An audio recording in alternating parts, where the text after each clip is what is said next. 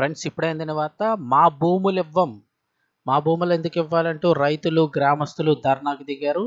ఏపీలో తీవ్ర ఉద్రిక్తత, షాక్లో చంద్రబాబు. అసలు ఏం జరిగింది వివరాలు తెలుసుకుందాము.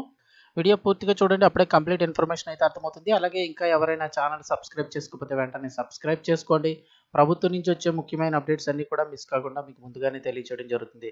అలాగే వీడియోని ఒక లైక్ చేశారంటే మరింత మందికి సమాచారం చేరుతుంది. ఇక వివరాల్లోకి వెళ్ళిపోదాం. సోలార్ ప్రాజెక్టులకు వ్యతిరేకంగా ఆందోళన, జాతీయ రహదారిపై ఉద్రిక్తత. నెల్లూరు జిల్లా ఉలవపాడు మండలం పరేడ్ గ్రామస్తులు, రైతులు ఆందోళనకు దిగారు.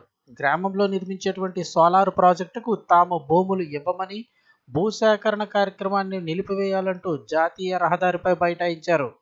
ప్రభుత్వానికి వ్యతిరేకంగా నినాదాలు చేశారు. గంటకు పైగా రోడ్డుపై ఆందోళన నిర్వహించారు. బీసీవై పార్టీ అధ్యక్షుడు రామచంద్ర యాదవ్ ఆధ్వర్యంలో ఈ ధర్నా అయితే నిర్వహించడం జరిగింది. తొలుత రైతులందరితో కలిసి గ్రామం నుంచి ర్యాలీగా జాతీయ రహదారి చేరుకునేందుకు ప్రయత్నం చేశారు. అయితే పోలీసులు నిలువరించేందుకు యత్నించారు. దీంతో మరో మార్గం ద్వారా జాతీయ రహదారికి చేరుకుని ఆందోళన నిర్వహించారు.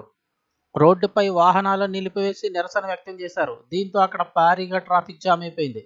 దీంతో ఆందోళనకారులతో మాట్లాడి భూసేకరణ కార్యక్రమం తాత్కాలికంగా నిలిపేస్తున్నట్లుగా సబ్ కలెక్టర్ శ్రీ పూజ హామీ ఇచ్చారు. ఈ మేరకు రైతులు గ్రామస్తులు అయితే కనుక ఆందోళనలు విరమించారు.